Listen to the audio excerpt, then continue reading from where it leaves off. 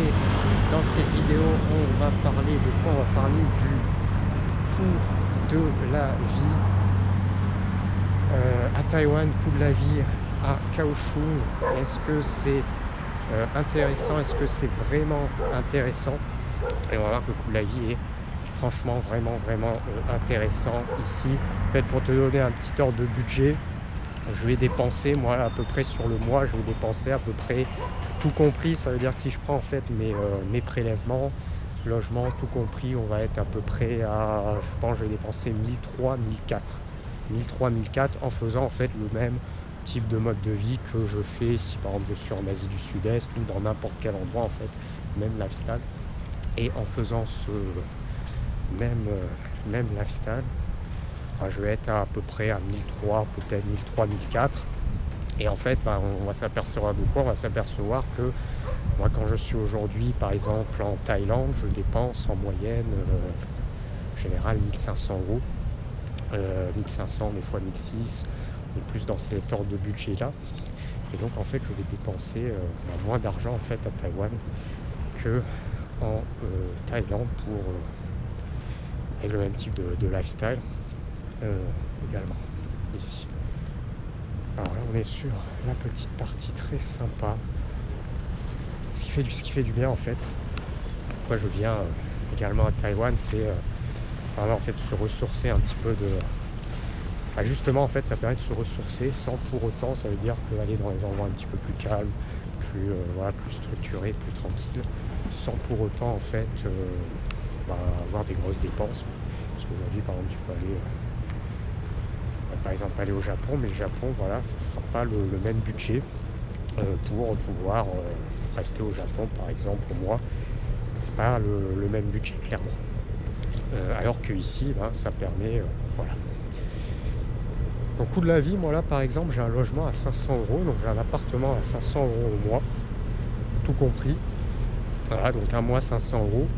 Après par jour je dépensais maximum une vingtaine d'euros par jour maximum. J'ai pas besoin en fait de plus, c'est bien suffisant pour les cafés, nourriture, petits restaurants, toutes les choses de base.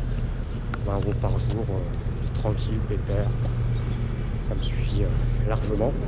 Et après si je prends en fait tous mes prélèvements, je vais être à peu près peut-être à 200 euros, ça veut dire les cartes, les machins pour les trucs en ligne et ainsi de suite.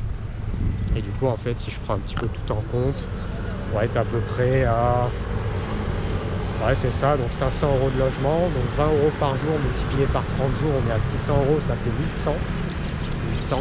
Si je rajoute en fait 200 euros de prélèvement, ça fait 1003. Voilà, ça fait 1003. Et bon, on peut prendre par exemple 100 euros en fait d'ajustement si par exemple j'ai envie, je sais pas, moi j'ai besoin de m'acheter une paire de chaussures ici, ou faire quelques petits extras si par exemple je veux faire une excursion en dehors de la ville. Voilà, on va rajouter 100 euros en maximum. Donc voilà, je vais tourner à 1003, 1004 en fait pour bien vivre. Et là en fait aujourd'hui, quand je reste en Thaïlande, je vais dépenser plus que ça, un petit peu plus que ça, pas beaucoup plus, mais un petit peu plus que ça. Alors, si je suis au Vietnam, je vais dépenser un petit peu moins, mais en fait c'est pour montrer que voilà, en étant dans un endroit en fait structuré qui est considéré en fait comme plutôt l'Asie du Sud-Est développée, enfin plus développé, on est avec un budget qui est extrêmement intéressant. Et j'ai quand même un appartement à 500 euros, on n'est pas non plus sur un petit budget ou un gros budget, alors mais intermédiaire. Et en fait ce qu'il faut savoir c'est qu'ici tu peux voilà, tu as toute la cuisine de rue en fait ici également, toute la cuisine de rue. Ce qui est bien c'est que c'est sain, c'est très rare que ce soit en fait ici c'est très rare vraiment d'être malade sur de la cuisine de rue, parce qu'en termes d'hygiène en général c'est bien, il n'y a aucun problème, même les marchés, tout ça.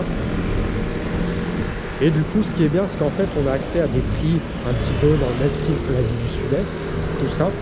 Et en fait il n'y a pas on va pas trouver en fait les problèmes. Par exemple je donne un exemple, l'exemple du marché de nuit. Bon, si tu vas dans un marché de nuit, je sais pas moi, par exemple au Vietnam, bah, le problème c'est que tu vas te faire un petit peu harceler à droite à gauche pour te vendre des trucs. C'est un petit peu pénible. Au Vietnam, c'est même beaucoup pénible. Et bah, tu as un risque en termes d'hygiène. En Thaïlande, c'est mieux par rapport à ça, mais c'est pas non plus, voilà, c'est pas parfait non plus. Mais voilà, et ici par exemple, si tu vas sur un marché de nuit, bah, tu as toujours la possibilité d'aller sur des marchés de nuit. Parce que par exemple, tu n'auras pas, alors au Japon, tu n'auras pas ce système de marché de nuit. Donc tu as tout ce système de cuisine de rue. Sauf que tu n'as pas l'inconvénient. Ici par exemple, tu vas sur un marché de nuit, bah, personne va aller te voir pour te vendre un truc. Ils s'en fichent totalement. Donc personne va venir te proposer un truc ou quoi que ce soit. Donc du coup tu es tranquille, tu peux marcher tranquillement dans le marché. Pareil en termes d'hygiène c'est bon, donc tu peux manger tranquillement, essayer des trucs. Et du coup c'est bien. Et le prix est également extrêmement important. Mais pour en revenir en fait un petit peu ici, quand je parle de cuisine de rue, c'est qu'en fait ici tu peux manger pour 60, 70, 80, 90 dollars taïwanais.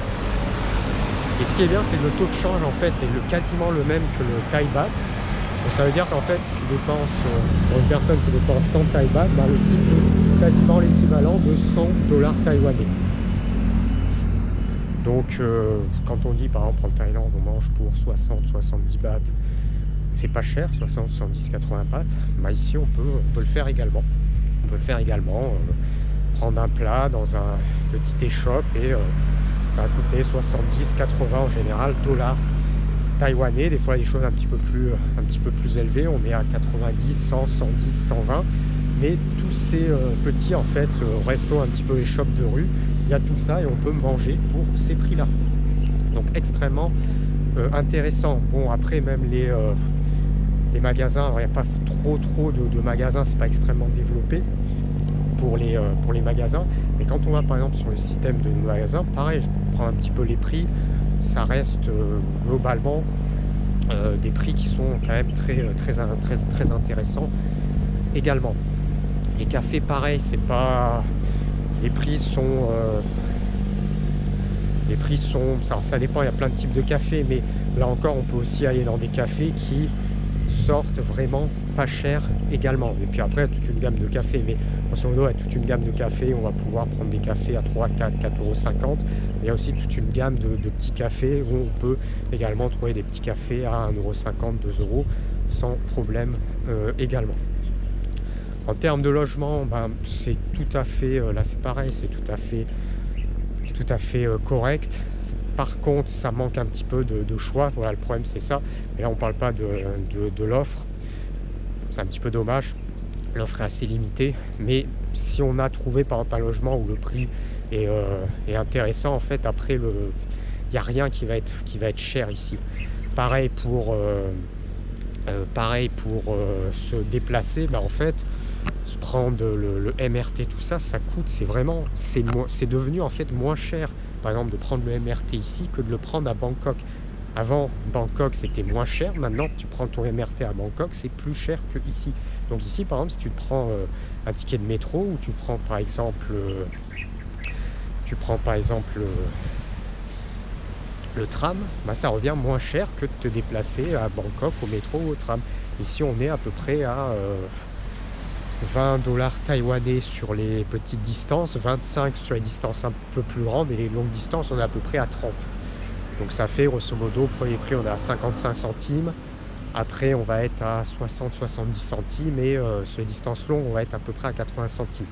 Voilà ce que ça coûte un ticket. Quand on a la carte, qui est une carte EasyCard en fait, c'est quasiment, voilà, quand on est ici il faut l'avoir, c'est un truc qu'on charge, ben, on peut même avoir les tickets en fait de tram pour seulement 10 dollars taïwanais.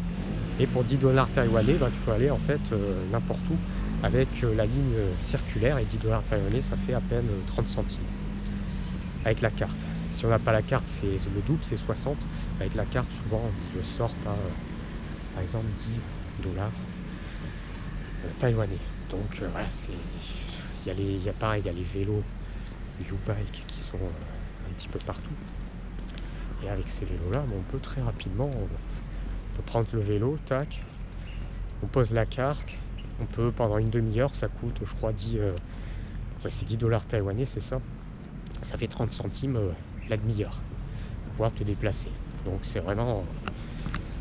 D'ailleurs ici quand je me déplace, en fait je regarde vraiment pas ce que je dépense, et voilà, c'est pas comme par exemple tu es au Japon, le moins de tickets, tu es déjà à 2 € chaque ticket à chaque fois, donc tu regardes, si tu commences à faire déjà 4-5 allers-retours par jour, ça monte vite.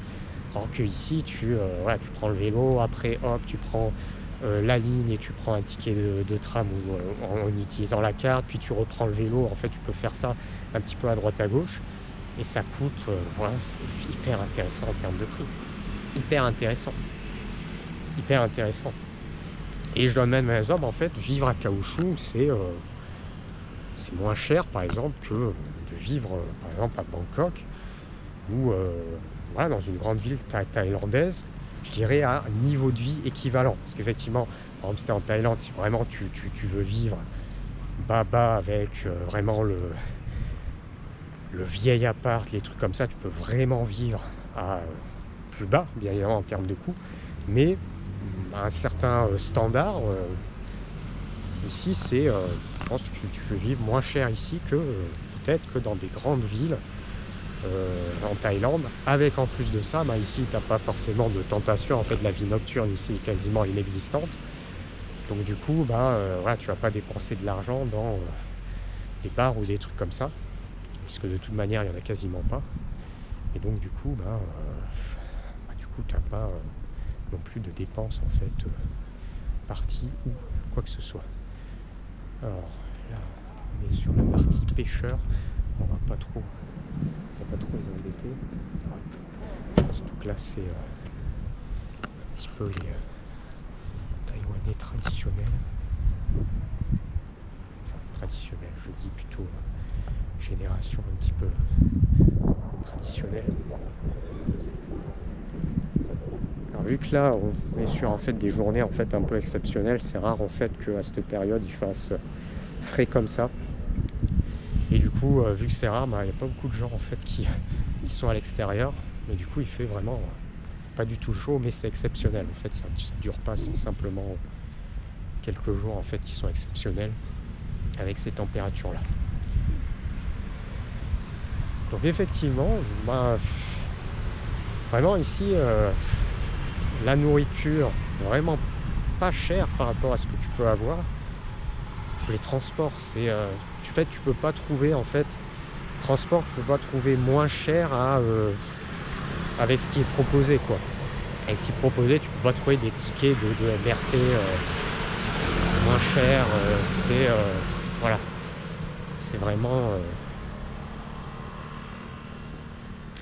vraiment extrêmement intéressant. Alors je vais revenir sur cette zone. Vraiment, le coût de la vie est vraiment extrêmement intéressant. Et ici, c'est pareil, en fait, ici, tu as 1500 €, tu vis, mais vraiment tranquille de chez tranquille, tu es vraiment pépère de chez pépère avec 1500 € ici, avec 1500 €, tu as ta petite vie, mais tranquille, tu es vraiment tranquille de chez tranquille. Tu peux faire tout ce que tu veux tranquillement avec tes 1500 €. Tu peux vivre, pour moi, c'est toujours pareil, tu n'as pas vivre ici avec moins de 1000 €, mais là 1002, 1003, tu peux vivre sans problème, tout à fait correctement. Et 1005 ici, tu es largement sans problème. En fait ici déjà, si par exemple tu mets 2000 € ici, en fait tu as déjà une petite vie vraiment luxueuse ici avec 2000 €, parce que ça voudrait dire dépenser tous les jours par exemple 30-40 € tous les jours. Dépenser 30-40 € tous les jours ici pour par exemple les cafés, les restaurants, les déplacements, si tu mets 30-40 €, tu es sur du petit luxe déjà. Tu as vraiment donc le coût de la vie, en fait le coût de la vie ici c'est hyper intense. Si tu compares au monde occidental, c'est hallucinant comment le tarif est extrêmement intéressant. C'est vraiment impressionnant. Et je vous rappelle Mais à Taïwan, on est dans un endroit qui est quand même structuré, qui est propre, bien développé, tout ça. Et avec tout ça, tu as ce tarif. On arrive à avoir ce tarif-là avec tout ça, donc c'est vraiment bien.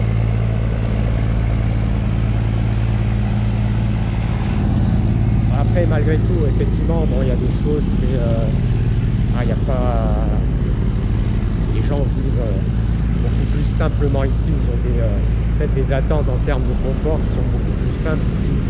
Tu vois bien dans les habitations, les vieilles habitations, tout ça.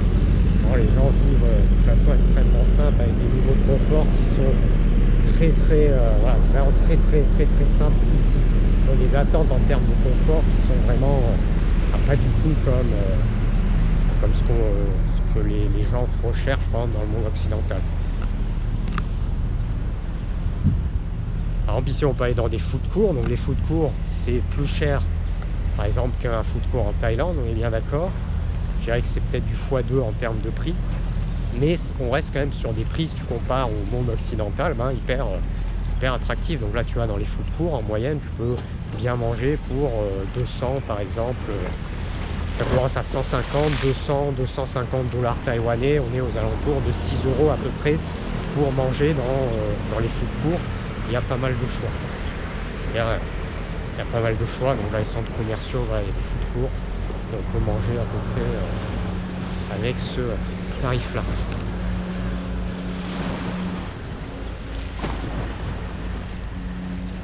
Ici, vraiment, le coût de la vie est hyper intéressant. Et qui plus est, si on sort de Taipei, en fait, disons à Taipei, le coût, ça sera le logement en fait qui sera plus élevé, donc du coup en général on va dépenser plus. Alors si tu sors de Taipei, tu vas dans n'importe quel autre endroit de Taïwan, ce qui est peut-être même pas plus mal parce que y a plus de tranquillité, même si Taipei c'est très bien, hein. Moi j'aime bien, mais quitte à choisir, en fait je préfère être dans cette zone. Mais Taipei reste un endroit très agréable également en termes de vie.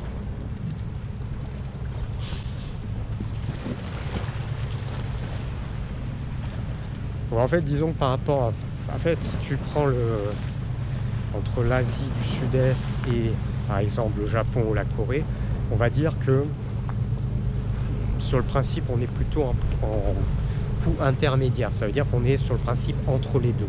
Voilà, sur le principe entre les deux. Sauf que quand tu es en fait en Asie du Sud-Est, tu as énormément tendance à finalement monter un petit peu pour avoir des choses en fait en termes de standards, des choses qui sont qualitatives. Donc du coup tu montes un petit peu et rapidement tu vas monter en prix. Ensuite tu vas avoir tendance souvent en Asie du Sud-Est à plus sortir pour différentes raisons, peut-être plus te faire plaisir en fait très rapidement. Et du coup, en fait, ton budget finalement monte, voilà,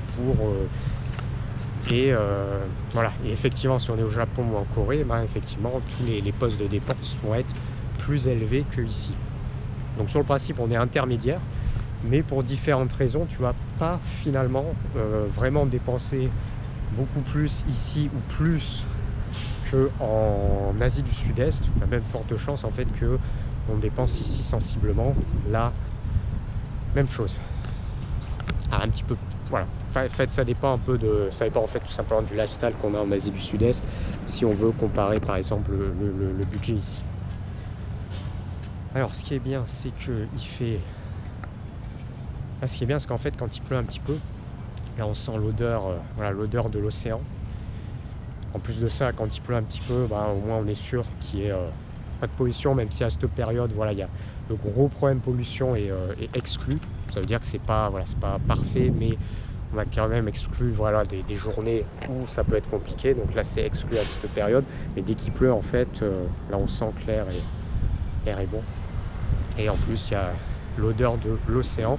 J'aime bien ce petit port là. C'est toujours l'un de mes endroits en fait préférés. Enfin, c'est mon endroit préféré à Kaohsiung, cette petite zone avec le pont derrière, les petites collines, il y a un petit peu de verdure, il y a les bateaux, petite balade sympa, il n'y a pas beaucoup de... Là en plus il n'y a pas beaucoup de monde aujourd'hui.